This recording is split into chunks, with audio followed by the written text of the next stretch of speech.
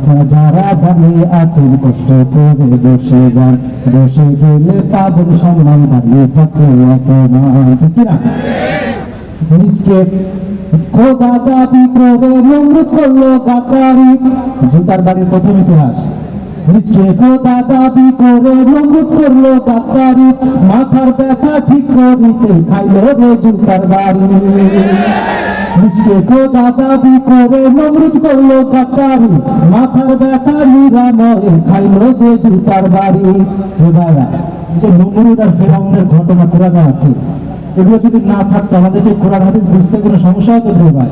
কিন্তু আল্লাহ তাআলা নমরুদ আর ফেরাউনের ইতিহাস তারা দিয়েছেন, মূলত এটাতে আল্লাহ তাআলা বুঝিয়েছেন আল্লাহ যেমন নমরুদ আর ফেরাউনদেরকে ধ্বংস করেছে, ভবিষ্যতে যদি আগামীতে যদি কেউ নব্য ফেরাউনের জন্ম হয়, এই 24 এসে যদি কেউ নব্য ফেরাউনের জন্ম হয়, আমার আল্লাহ যেমন মুসার জামানার ফেরাউনকে ধ্বংস করেছে, 24-এর ফেরাউনকেও সেভাবে ধ্বংস করবে। ঠিক কিনা বলেন?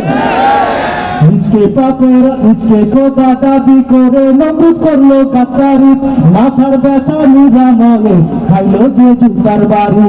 এটা হলো আল্লাহর সাথে, এটা হলো আল্লাহর সাথে বেয়াদবির পরিণাম। তাই করলে সম্মান জুতা, গায়ে পড়লে অপমান। সবাই গায়ে পড়লে সম্মান জুতা, গায়ে পড়লে অপমান। যুদ্ধে যুদ্ধে তসমত চেষ্টা পরিস্থিতি বিপাকে, দ্বিতীয় ইতিহাস। যুদ্ধে যুদ্ধে তসমত চেষ্টা পরিস্থিতি বিপাকে, হঠাৎ করে পড়লো জুতা ঘুষের গায়ে ইরাকে। আমরা এখনো দেখতে পাই অনেকে আবার এই জুতার বাড়ি খাওয়ার জন্য প্রস্তুতি নিচ্ছে। ঠিক কিনা বলেন? আমরা বলতে চাই আপনারা সাবধান হয়ে যান। যারা আবু জাহেল আর বুশের দোসররা আছে, এই বাংলার জমিন এটা কোরআন হাদিসের জমিন, এটা ইসলামের জমিন, এটা আলেমদের জমিন। এই জমিনে যদি কোনো নাস্তিক মুরতাদরা আমাদের মুসলমানদের মধ্যে কোনো কারসাজি করতে চায়, মুসলমানরা সেটা সহ্য করবে না। ঠিক কিনা বলে?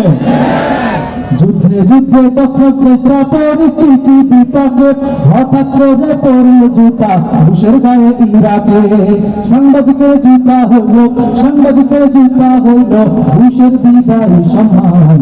তা করলে সম্মান জুতা, গায়ে পড়লে অপমান। গায়ে পড়লে সম্মান জুতা, গায়ে পড়লে অপমান। মানিকগঞ্জের ভাইদেরকে আরেকটা কথা বলে যায়, আলেম উলামা এই বাংলাতে এটা আদিদের ঠাঁই নাই। আমার কথার সাথে আপনারা একমত? মানিকগঞ্জের ভাইদেরকে আরেকটা কথা বলে যায়, মুসলমানদের এই জমিনে কাদিয়ানীদের জায়গা নাই। নাস্তিক মুরতাদ যত আছে, আর নাস্তিক মুরতাদ যত আছে, হয়ে যায় তোমরা সাবধান। তাই করলে সম্মান জুতা, গায়ে পড়লে অপমান। গায়ে পড়লে সম্মান জুতা, গায়ে পড়লে অপমান। দামি জুতা, দামি জুতা, দামি জুতা, দামি জুতা, দামি জুতা, দামি জুতা, দামি জুতা, দামি জুতা যতই হবে দামি জুতা, দামি জুতা, দামি জুতা।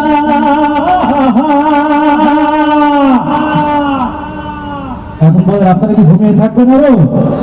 অনুষ্ঠান কি চলবে প্রিয় ভাইরা? আমি দেখতে পাচ্ছি এখানে প্রচুর মানুষ হয়েছেন। আমি একটু কন্টেস্ট করে নিতে চাই তাকবীরে, এরপর ইনশাআল্লাহ আবার ধারাবাহিক অনুষ্ঠানে ফিরে যাব। আমার জানা মতে এখানে 2 শ্রেণীর মানুষ আছে, বিবাহিত আর অবিবাহিত। ঠিক কিনা? আমি তো তাকবীর বলবো, যে সকল ভাইরা বিবাহিত তারা তাকবীরের জবাব দিবেন, এরপরে যারা অবিবাহিত আছেন তারা জবাব দিবেন। শুরুতে বিবাহিত ভাইদেরকে আমাকে পরীক্ষা করতে চাই। বিবাহিত ভাইরা কি প্রস্তুত আছেন? গলাটা একটু পরিষ্কার করে নিন প্রিয় ভাইরা। বিবাহিত ভাই যারা আছেন রেডি তো ইনশাআল্লাহ? লিল্লাহি তাকবীর। বিবাহিত ভাইদের আওয়াজ ছিল, এতক্ষণে আওয়াজ কোথায় ছিল প্রিয় ভাইরা? আমরা এবার অবিবাহিতদের কাছে যেতে চাই। যুবক ভাইরা, আমাদের ইয়াং স্টাররা যারা আছেন, আপনারা কি প্রস্তুত? আজকে প্রমাণ হবে আপনারা জামাই হওয়ার যোগ্য কিনা। আপনাদের শক্তিশালী আওয়াজ আসছে, সেটা প্রমাণ করে দিবেন। অবিবাহিত ভাইদের কাছে সুযোগ দিয়ে একটু গলাটা পরিষ্কার করে নেন।